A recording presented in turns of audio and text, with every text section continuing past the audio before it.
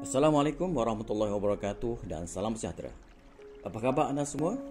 Didoakan semuanya dirahmati, diberkati dan dilindungi Allah Subhanahu Wa Taala. Pada sesi yang lepas, kita telah pun selesai membincangkan dua elemen daripada formula PPA, iaitu P yang pertama dan P yang kedua. Setelah kita tahu P yang pertama, iaitu kita dapat kenal pasti problem kita, masalah kita, and then kita pergi kepada P yang kedua, iaitu kita pause, yang mana kita berhenti seketika untuk menilai baik buruknya tindakan kita. Dan pada sesi kali ini, kita teruskan ke next element bagi melengkapkan formula tersebut, iaitu A ataupun action. Ianya satu kaedah bagaimana untuk kita hadapi masalah, cabaran atau emosi tersebut. Action ialah apa reaksi kita, apa solusi kita, ataupun apa tindakan kita terhadap emosi ataupun tekanan yang kita hadapi. Terdapat pelbagai cara ataupun kaedah yang kita boleh gunakan, dan di antara cara yang dapat kita kongsikan pada hari ini ialah, yang pertama ialah kita tenangkan diri kita. Terdapat pelbagai cara untuk kita cuba tenangkan diri kita, dan di antaranya kita cuba bermeditasi dengan pelbagai teknik pernafasan yang kita tahu. Dan yang paling mudah, kita tarik nafas sedalam-dalamnya dan lepaskan nafas perlahan-lahan.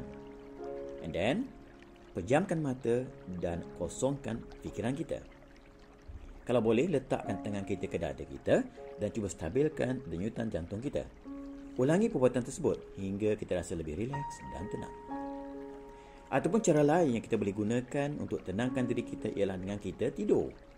Kerana tidur ini bukan hanya berehatkan badan, bahkan ianya dapat menetralkan pemikiran kita dan kosongkan minda kita.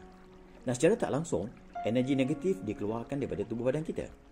Dan apabila kita bangun, kita bawa tenaga yang baru dan kita mulakan balik hari kita dengan minda yang baru.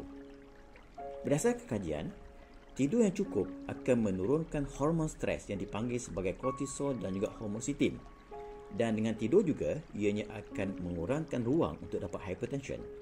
Maknanya, tidur dapat membantu kita untuk kawal stres dan emosi kita. Okey? Dan bagi seorang Islam pula, antara cara yang dianjurkan untuk tenangkan diri kita adalah dengan kita perbanyakkan istighfar, kita berzikir, kita berwirid, banyakkan selawat dan baca Al-Quran. Sebagaimana yang difirmankan oleh Allah Subhanahu Wa Taala dalam surah Ar-Ra'd ayat 28, yang maknanya, ketahuilah bahawa dengan mengingati Allah, hati akan menjadi tenang. So, kita cuba tenangkan diri kita dengan kita banyak ingat pada Tuhan, ingat kepada pencipta kita cuba untuk muhasabah diri kita dan kita dekatkan diri kita pada Allah Subhanahu Wa Taala. Mudah-mudahan ianya membuatkan kita rasa lebih tenang, kita kenal siapa diri kita dan apa matlamat kehidupan kita. Cara seterusnya, yang kedua, ialah kita banyakkan bersabar. Rilekskan diri kita dan tarik nafas dan cuba bercakap dengan diri kita bahawa kita sedang diuji. Dan ini adalah ujian hidup kita yang harus kita lalui untuk menjadikan kita lebih matang lagi. Cuba rasakan bahawa ujian ini non only kepada kita, tapi kepada semua orang di sekeliling kita. Dalam masa yang sama, cuba positifkan minda kita, fikir sejenak dan kawal diri kita untuk bersabar, tidak marah dan mengeluh dengan ujian tersebut.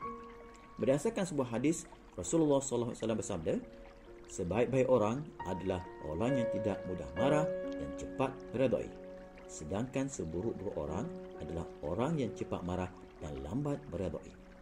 Di sini, Nabi SAW mengajar kita untuk sentiasa bersabar atas apa yang berlaku dan redha dengan ketetapan Allah Subhanahu Wa Taala. So, bersabarlah, lapangkan dada kita dan kita harus ingat, setiap apa yang berlaku ada hikmahnya. Cara yang seterusnya, kita akan sambung pada sesi yang akan datang. Tuan-puan yang saya hormati sekalian, ini beberapa contoh action ataupun cara yang dapat saya kongsikan pada kali ini yang boleh kita gunakan untuk menstabilkan stres kita ataupun emosi kita. Semoga ianya dapat membuatkan kita lebih rileks dan tenang dan seterusnya membawa kepada emosi yang positif kepada diri kita. Pada sesi yang akan datang, kita akan bincangkan beberapa cara atau teknik lain yang boleh kita gunakan untuk kawal stres dan emosi kita. Kita jumpa lagi pada sesi yang akan datang. #Sabar itu indah, be safe, stay at home dan senyum selalu. Assalamualaikum warahmatullahi wabarakatuh.